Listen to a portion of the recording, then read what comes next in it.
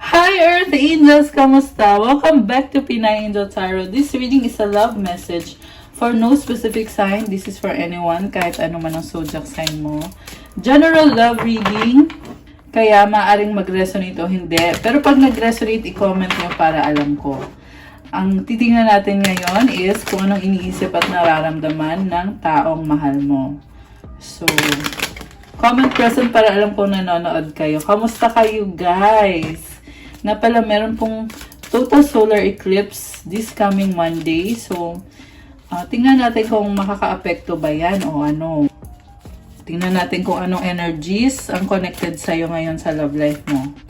At, yun. Kung ano man ang masagap natin na energies.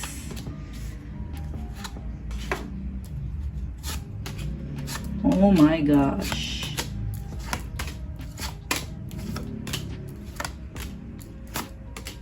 So, kamusta kayo, guys? Kuha muna ako ng oracle messages.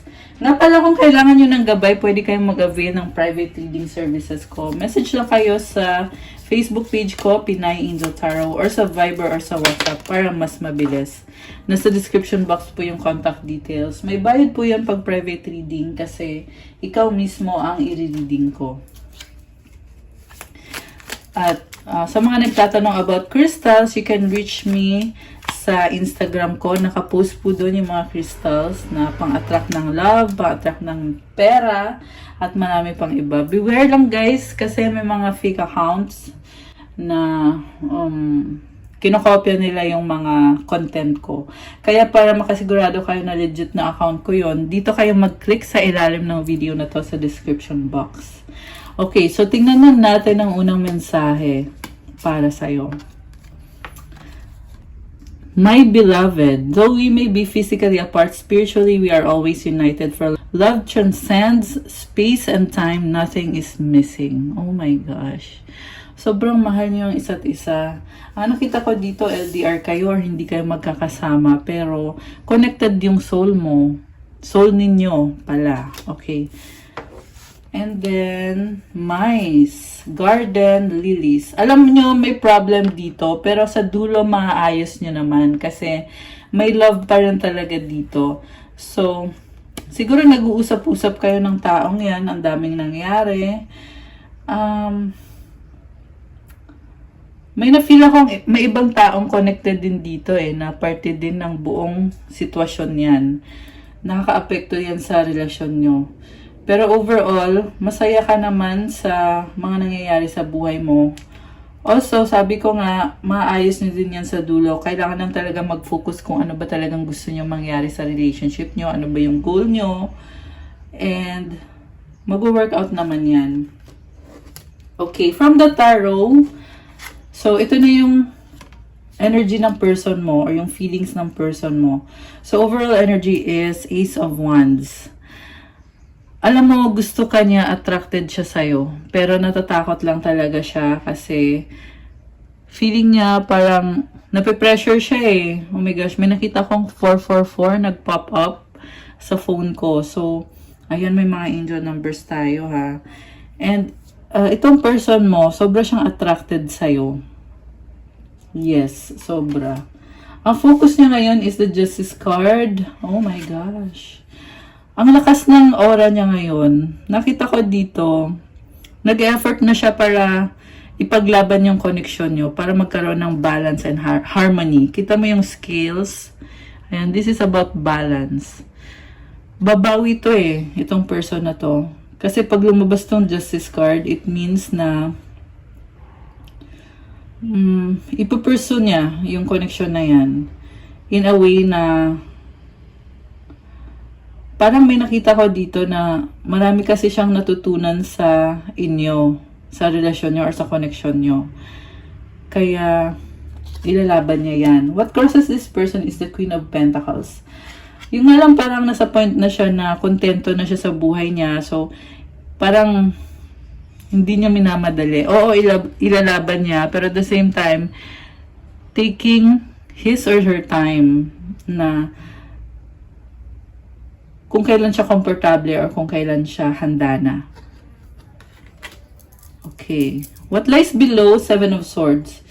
So, hindi niya sinasabi sa'yo kung anong iniisip niya, kung anong pinaplano niya, or nararamdaman niya. Feeling ko nga nagsustok sa'yo tong person na to. Ayaw niyang sisihin siya sa mga maling nagawa niya. Mukhang nafe-feel ko nagigilty siya eh. Nagigilty siya, gagawa siya ng paraan para hindi kayo mag-away. At the same time, gusto niya i-keep yung connection nyo, yung relationship nyo. What lies above is the devil. Hindi siya makagalaw. Bakit kaya? May mga bad habits ata tong person na to. Na yun yung inuuna niya ngayon eh. Kaya nakikita mo sa kanya, hindi siya kumikilos or hindi siya gumagalaw. Ayan. What lies behind? Seven of Wands. Naging defensive siya dati. So, nagkaroon ng point na hindi kayo nag-usap. Baka nagkaroon ng no contact situation. Ngayon, ito siya, nagbabalik siya.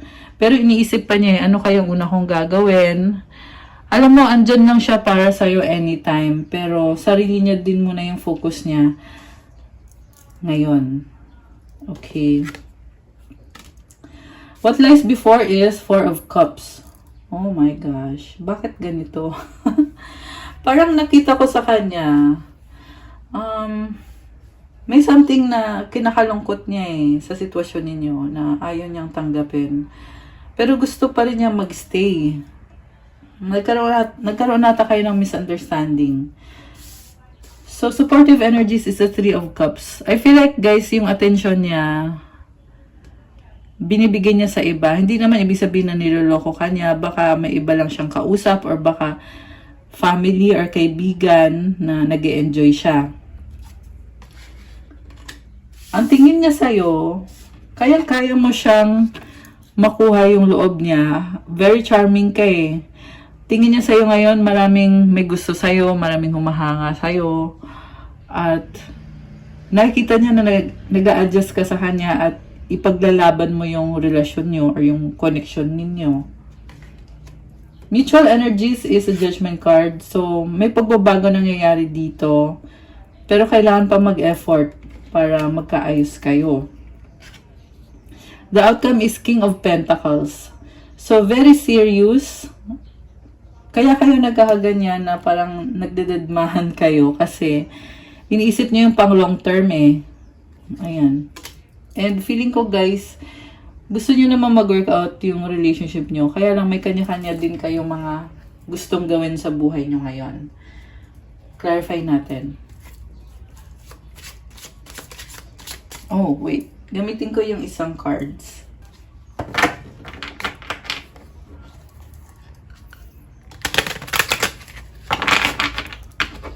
Okay, so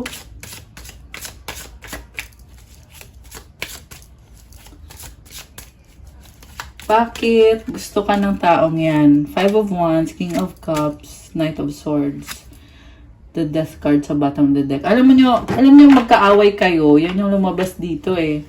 Pero kaya nangyayari yan kasi kailangan na magkaroon ng pagbabago. The Death card. Ibig sabihin ng death is transformation talaga to guys. It's death and rebirth. Kailangan baguhin yung sitwasyon para ipagpatuloy nyo kung anong pagmamahala ng meron kayo. Kasi mahal ka naman niya eh. Andito yung King of Cups. Actually, nagtitiis nga siya eh. Parang nakita ko sa kanya, itatry niya ulit. Yan yung iniisip niya eh, na parang, oo, nagka-problema kami ni person, pero tatry ko ulit para magbago yung sitwasyon or para mag-workout na kami this time. Ibig sabihin, hindi kayo nag-workout. Kaya niya itatry ulit. Okay. So, bakit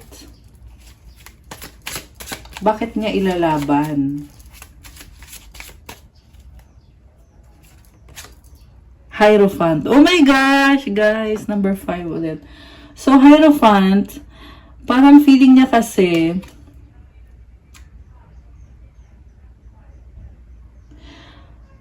alam mo, kahit hindi madali yung sitwasyon nyo, pero tanggap nyo yung isa't isa. Blessing to eh. Kita mo yung kamay niya nakaganon. So, binibless niya yung situation nyo. Kuha pa tayo ng more cards. Ten of Cups and the Star. Kasi pangarap ka niya, happiness ka niya, masaya siya sa'yo ngayon. Possible kayo soulmate ng taong yan. And possible din guys na iniisip na niya yung pag-settle down ninyo. Ayan, magpapakasal na kayo. Ayun, pari kasi yan eh. So, iniisip niya na dapat ayusin natin yung relationship natin kasi willing naman akong ipaglaban, panindigan to. Kasi gusto ko naman talaga to. Ginusto ko to. Kailangan ko ipaglaban to. Marami siyang wish para sa inyo. Oh my gosh. So, clarify pa natin. The Sun. Oh my gosh! Bagong simula. Diba kakalabas lang ng Death card? Ngayon, andito yung Sun card. So, the Devil, the Tower. Oh my gosh, guys. Alam nyo, merong malaking pagbabago dito. And definitely, dala to ng solar eclipse na paparating this coming April 8, Monday. Possible na kukonfrontahin nyo yung sitwasyon, magkakaroon ng pag-uusap dito na nakakagulat. Ayan. So, take note na posible din tong hindi sa love life nyo. Meron kasing iba na family or career. Ayun kasi, ganun kasi yun eh. Pero for the purpose of this reading, sa relationship natin to, i-apply to guys. I mean, hindi sa relationship natin, but i-apply natin sa love. Okay? Love connection ninyo. 7 of Pentacles. Kaya nangyayari tong malaking pagbabago kasi gusto nyong alagaan eh. Parang sinestress nyo yung araw-araw na kung paano kayo mag-usap, kung paano nyo i-handle yung relationship nyo or yung connection nyo. 6 of Swords. Moving towards calmer waters. Ayan, ayaw nyo na mag-away eh. Kaya pag-uusapan nyo na. Queen of Swords, natuto ka na. Okay. Natuto na ano. Queen of Pentacles and the Chariot. So guys, gagawa nyo talaga ng paraan. Again, nakikita ko dito pag-uusap na naman to. Meron kasing naghiwalay eh.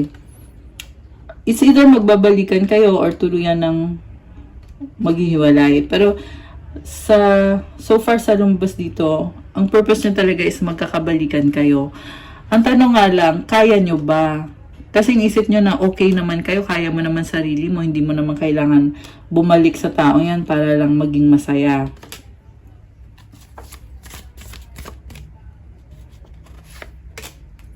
King of Swords, the Magician, Judgment. Oh my gosh.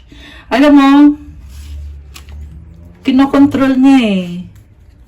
Ayan, kita mo yung magician na yan. Kinokontrol niya kung anong dapat sabihin sa'yo, kung paano dapat. Matalino tong taong to, baka may kadil kang air sign, Gemini, Libra, Aquarius.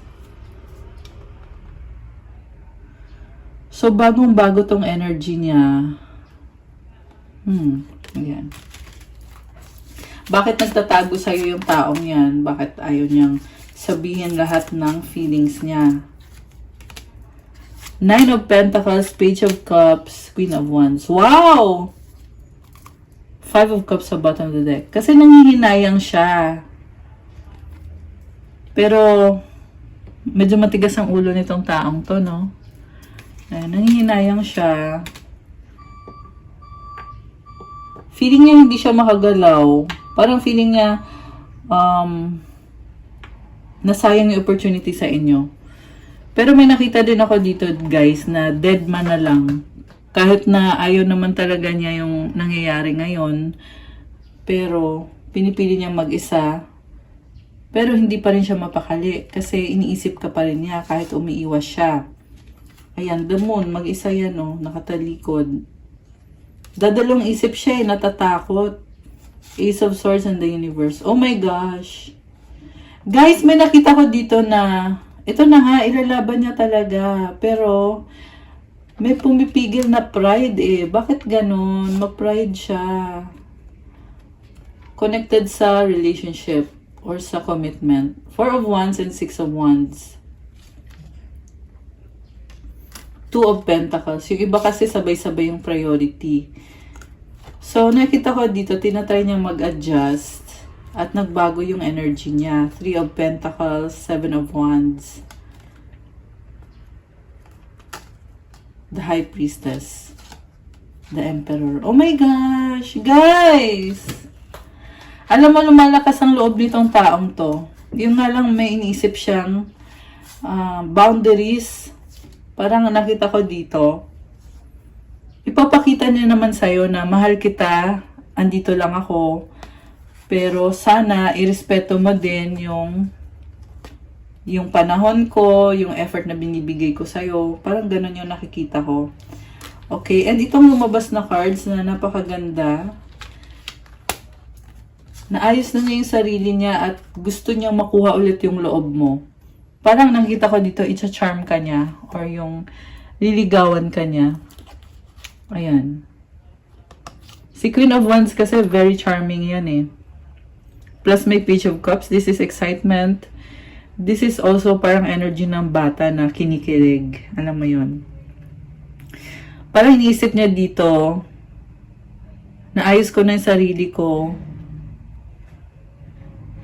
dapat magkaayos na din tayo. So, ito na yung sinasabi ko kanina na yan yung pumipigil sa kanya eh. Kasi sarili niya yung inuuna niya. Pero, so far, very positive yung nakikita ko dito sa reading na ipupurso ka ng taong yan. Kasi very romantic yung feelings niya sa'yo, Knight of Cups. O, diba? Oh my gosh. Six of Pentacles. Parang iniisip niya, kailangan kong ibalik kung anong meron tayo. Kailangan kong bumawi. Nine of Swords and the Hermit. Nag-iisip siya kung paano. Nalilito siya kakaisip. Ang daming options. Daming possibilities.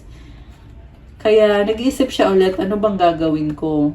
Nakita ko dito na parang ipupush niya or kasi andito yung Nine of Wands eh. So, ibig sabihin, meron pa rin talagang boundaries yung taong yan. The Fool, New Beginning, Five of Pentacles, and the King of Wands. Alam mo, kahit nahihiya siya, pero andyan lang siya. Mukhang nagsustalk sa'yo yung person na to. The reason kung bakit nahihiya siya, kasi feeling niya kasi wala na siyang chance sa'yo. Ayan, mahihiyain yung lumabas dito eh. Feeling niya wala na siyang chance. Na parang feeling niya para akong tanga. Kasi wala nang chance pero gusto ko pa rin. Six of Cups dahil sa memories nyo. Gusto niya ulit magkaroon ng bagong memories. Kaya ilalaban niya yan. Justice and the Temperance. Nag-a-adjust siya sa'yo. At kahit daw matagal, maghihintay daw siya. Oh my gosh! Waiting. Okay. Yung iba naman LDR. Magkalayo. So, nakita ko nagbabalik tong taong to kasi obsessed siya sa'yo. Pero natatakot din siya sa'yo. Sobrang mahal ka niya. Nagsiselebrate yung nakita ko dito. Merong communication or travel. The Lovers and the Eight of Cups. Merong nagdesisyon na tumalikod at unahin yung sarili. Ayan. Guys! Alam mo kung bakit?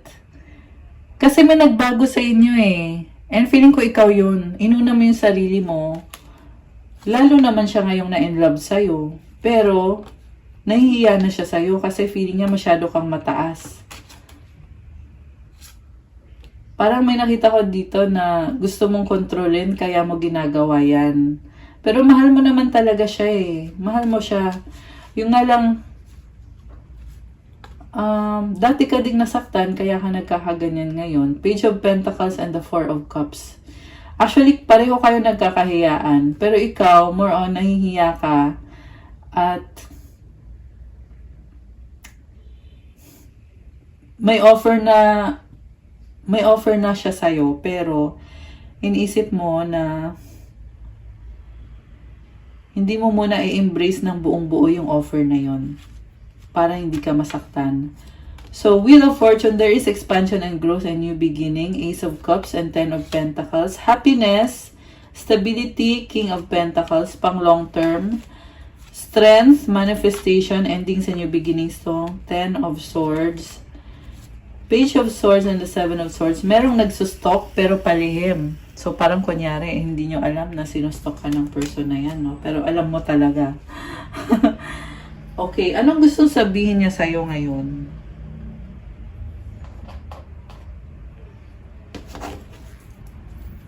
Anong gusto niya sabihin sa'yo ngayon na hindi niya masabi? I wish I could share my good news with you. I want you!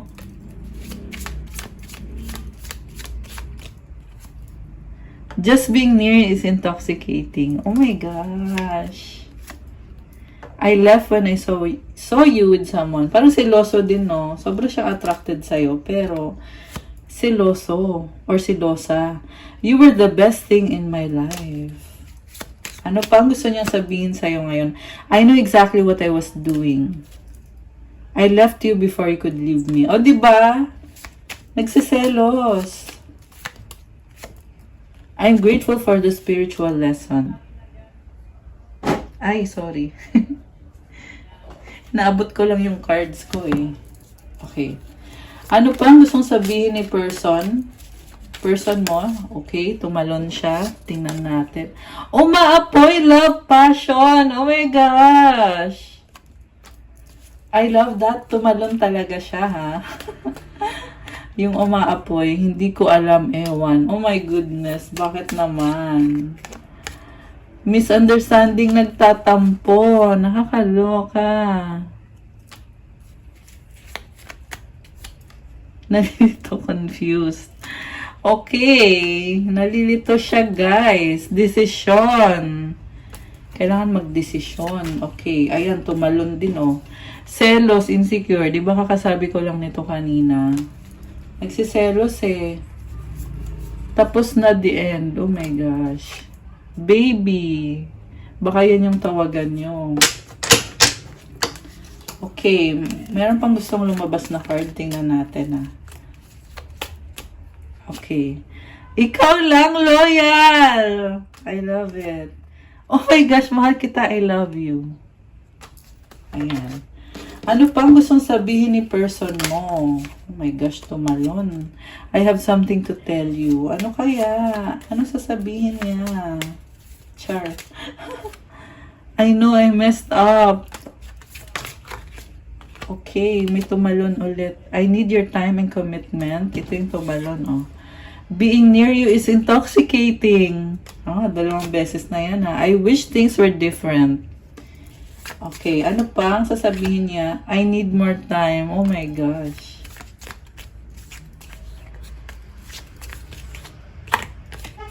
I need you to make the first move.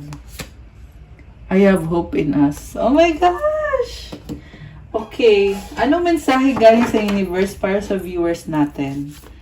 Mensahe galing sa universe. The moment I realign with love, clear direction is presented to me. So kapag tinanggap mo daw ulit yung love sa buhay mo, nagkakaroon ka ng direksyon kung anong dapat mong gawin, kung paano dapat mag-isip, kung anong direksyon ang tatahakin mo. So, i-embrace mo daw ulit yung love, kumonek ko ulit sa love. Ayan, para to sa nalilito. I-embrace mo yung love. Ayan. I know pa ulit-ulit. Kasi yun yung mensahe, kailangan i-emphasize eh. Ayan. Okay guys, that's all I have for you. Para sa ating love message for today, mga Earth Angels, thank you so much for watching. I-like nyo na tong video na to. Comment kung nag-resonate or kung nagustuhan nyo ba ang reading natin. Or kung ilang percent nag-resonate, pwede kasing 10% lang nag-resonate. Pwede din naman 50% lang, pwedeng 100% lang. Comment nyo para alam ko. And kung kailangan nyo naman ng gabay, pwede kayong magpa-private reading sa akin. May bayad po kapag private reading kasi ikaw lang yung i-reading ko. Message lang kayo sa Facebook page ko, Pinay Angel Tarot, or sa Viber or sa WhatsApp. Nasa description box po yung contact details ko. Mag-ingat lang kayo guys kasi may mga ibang account na ginagamit yung pangalan ko. So, dito kayo mag-click dito sa ilalim ng video na to para sure kayo na legit na account ko yon. Okay? And thank you nga pala sa mga nag-subscribe. 126,000 subscribers as of today. Thank you guys! And sa mga bago po, please subscribe na din po kayo guys kasi malaking tulong din po yun sa akin. Sa mga nagtatanong naman about crystals na tutulong sa'yo to attract love, to attract money. Ayan, legit na legit yan guys. So, tingnan nyo po sa Instagram ko, andun po nakapost. Iba-iba kasi yung mga crystals. Meron tayong rose quartz, lapis lazuli, fire quartz, Blue Apatite, Jade, merong Citrine, Black Tourmaline, marami pa pong iba. So, ang purpose niyan is merong for self-love, for attract love, protection, spiritual protection, new beginning, creativity, for business, at marami pa pong iba, guys. For courage, determination, for focus, mental clarity, manifestation. So, i-chat nyo na lang ako. Thank you so much, my dear Earth Angels. Have a good evening, guys. I'll see you again soon. Stay safe po. Thank you. Bye!